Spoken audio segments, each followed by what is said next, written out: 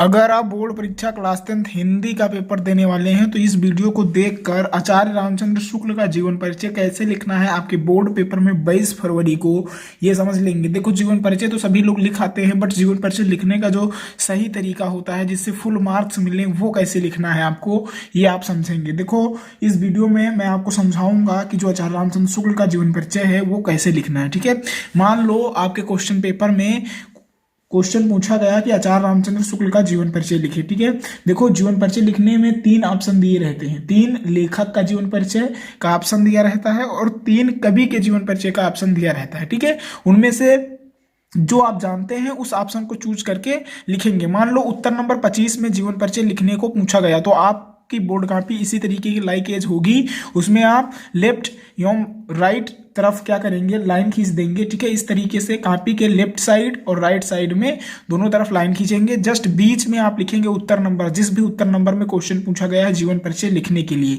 तो मैंने समझाने के लिए आपको लिखा उत्तर नंबर 25 में, मान चलो जो क्वेश्चन है आचार्य रामचंद्र शुक्ल का जीवन परिचय लिखना है। ठीक है, तो वो मैंने डाल दिया। तो उत्तर नंबर आप 20 में डालेंगे कुछ इस तरीके से। फिर आप जिस भी लेखक या कवि का जीवन परिचय लिख रहे हैं उनका क्या करेंगे, आप उनकी हेडिंग डालेंगे। तो मैं आपको समझाने के लिए लिख रहा हूं आचार्य रामचंद्र शुक्ल का जीवन परिचय, तो मैंने हेडिंग डाल दिया आचार्य रामचंद्र शुक्ल का जीवन परिचय। आपके पास पूरी बड़ी कॉपी होगी, ये मेरी कॉपी जो है छोटी है, समझाने के लिए है, बट आपके पास जो बोर्ड एग्जाम की कॉपी रहेगी वो काफी लंबी होती है। ठीक है, उसमें आप पूरे लाइन में अच्छे से हेडिंग डाल के आप लिख देंगे। ठीक है, या फिर जीवन परिचय ऊपर हेडिंग डाल दें इस लाइन में, उसके नीचे आचार्य रामचंद्र शुक्ल लिख दें, या फिर पूरा लाइन में ही आचार्य रामचंद्र शुक्ल का जीवन परिचय, इस तरीके से हेडिंग आप डाल सकते हैं। या जिस भी कवि या जिस भी लेखक का आप जीवन परिचय लिखना चाहते हैं उसकी हेडिंग पूरी डालेंगे प्रॉपर तरीके से, उत्तर नंबर डालकर सही तरीके से लिखेंगे तभी फुल मार्क्स मिलेंगे। ठीक है, इस तरीके से आपने डाल दिया। देन अब आपको क्या करना है, अब आपको उसका संक्षिप्त जीवन परिचय इस तरीके से लिख देना है। मान लो संक्षिप्त जीवन परिचय में आपका क्या क्या आ जाएगा, जन्म, जिस भी कवि या लेखक का जीवन परिचय लिख रहे हैं उसका जन्म किस सन में हुआ, जन्म का स्थान, पिता का नाम, मृत्यु और उसकी जो प्रमुख रचनाएं हैं। मैं 5 ही टॉपिक रिकमेंड करूंगा, इससे ज्यादा लिखने की कोई आवश्यकता ही नहीं है। ठीक है, मैं केवल उसके जन्म के बारे में लिखो, जन्म का स्थान क्या था, उसके माता पिता का नाम, अगर माता पिता का नाम दिया गया है तो आप जरूर लिखेंगे। ठीक है, और उसकी मृत्यु किस सन में हो गई और कहाँ हुई ये, और उसकी जो प्रमुख रचनाएं हैं वो भी। तो आचार्य रामचंद्र शुक्ल का जीवन परिचय आपको ऐसे ही लिखना है, ऐसे ही हेडिंग डालना है। और आप जन्म, जैसे आचार्य रामचंद्र शुक्ल का जन्म 1884 ईस्वी में हुआ तो आप ये लिख देंगे। ठीक है, जन्म का स्थान अगौना नामक ग्राम, बस्ती जिले के अगौना नामक ग्राम में हुआ तो आप पूरा लिख देंगे। मैंने समझाने के लिए लिख दिया जन्म का स्थान अगौना ग्राम, इतना भी लिख देंगे तब भी सही माना जाएगा। ठीक है, पिता का नाम चंद्रबली शुक्ल था, मृत्यु इनकी कब हुई, 1941 ईस्वी में इनकी जो मृत्यु हो वो कब हुई, 1941 ईस्वी में इनकी मृत्यु हो गई। और इनकी प्रमुख रचनाएं चिंतामणि, विचार वीथी, त्रिवेणी, मित्रता, हिंदी साहित्य का इतिहास, ये प्रमुख रचनाएं हैं। तो इतना आपको बॉक्स में एक फिल करके लिख देना है राइट साइड में। ठीक है, इस तरीके से आपको लिख देना है उनका संक्षिप्त जीवन परिचय, ताकि जब एग्जामिनर आपकी कॉपी देखे तो डायरेक्ट जब संक्षिप्त जीवन परिचय देखेगा तो उसे पता चलेगा। अगर आपने सन वगैरह सब सही लिखा है तो वो पूरा नहीं पढ़ेगा और चेक कर देगा। देखो, इतना लिखने का बेनिफिट जानते हो क्या होता है, अगर आपने जन्म, जन्म का स्थान, पिता का नाम, माता का नाम, मृत्यु और रचनाएं अगर आपने सही से लिख दी, एकदम करेक्ट, इतना ही याद करके आपने लिख दिया, तो इस थ्योरी में आपने जो भी जितना भी चाहो उतना बवाल लिख सकते हो, आपको फुल नंबर मिलेंगे। ठीक है,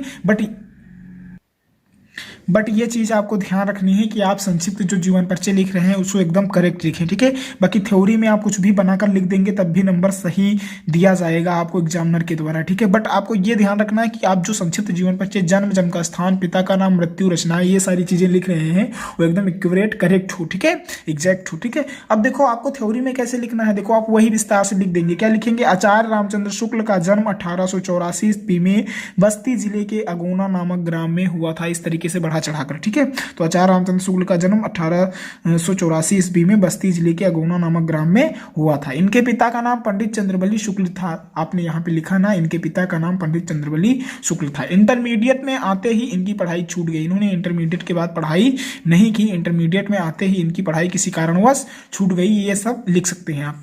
यह सरकारी नौकरी करने लगे किंतु स्वाभिमान के कारण यह नौकरी छोड़ दिया। ये सरकारी नौकरी में गए और इनके स्वाभिमान को ठेस पहुंचा, पहुंचा, जिसके कारण इन्होंने क्या किया, इन्होंने वह नौकरी छोड़ दिया और छोड़कर मिर्जापुर के मिशन स्कूल में चित्रकला के अध्यापक हो गए। और ये मिर्जापुर के मिशन स्कूल में चित्रकला के अध्यापक हो गए। हिंदी, अंग्रेजी, संस्कृत, बांग्ला, उर्दू, फारसी आदि भाषाओं का ज्ञान इन्होंने स्वाध्याय से प्राप्त किया। ठीक है, तो इसी तरीके से आपको जीवन परिचय लिखना है। इसके आगे मैं अभी दिखाता हूं, बट आपको इसी तरीके से पहले संक्षिप्त लिख देंगे, फिर उसी को विस्तार में लिख देंगे। ठीक है, आपको याद क्या करना है ये मैं बता दूं। जीवन परिचय याद करने के लिए जन्म, जन्म का स्थान, पिता का नाम, मृत्यु, रचनाएं, ये सारी चीजें याद कर लेना है। ठीक है, अब देखो नेक्स्ट मैं आपको समझाता हूं कैसे आगे लिखना है। देखो आगे देखो, इसके बाद देखो स्वाध्याय से किया। इन्होंने जितने भी भाषाओं का ज्ञान प्राप्त किया वो स्वयं ही प्राप्त किया, क्योंकि इंटरमीडिएट के बाद ये पढ़ने नहीं गए। इन्होंने काशी विश्वविद्यालय में हिंदी के विभागाध्यक्ष पद को भी सुशोभित किया। ये हिंदी के विभागाध्यक्ष पद को भी इन्होंने सुशोभित किया। जीवन के अंतिम समय तक साहित्य साधना करने वाले शुक्ल जी का निधन सन 1941 ईस्वी में हो गए। इस प्रकार से आप इतना जीवन परिचय लिख देंगे। ये मैंने स्टार्ट में बताया, पूरा नहीं बताया। ठीक है, बट इतना भी लिखेंगे तब आपके फुल मार्क्स 5 नंबर मिल जाएंगे। ये 2 पेज में हो जाएगा, थोड़ा स्पेस करके लिखेंगे, थोड़ा साफ साफ।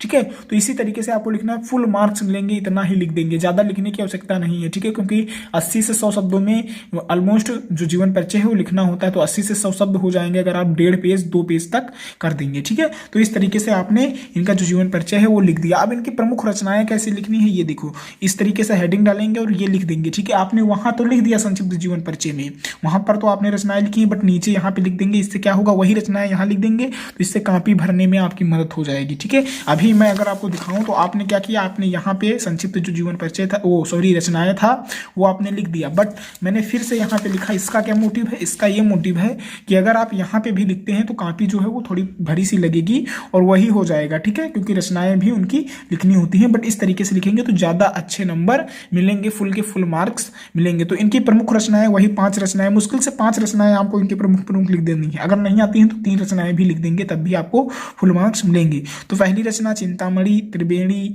तीसरा है विचार विधि, चौथा है हिंदी साहित्य का इतिहास और 5वां है रस मीमांसा।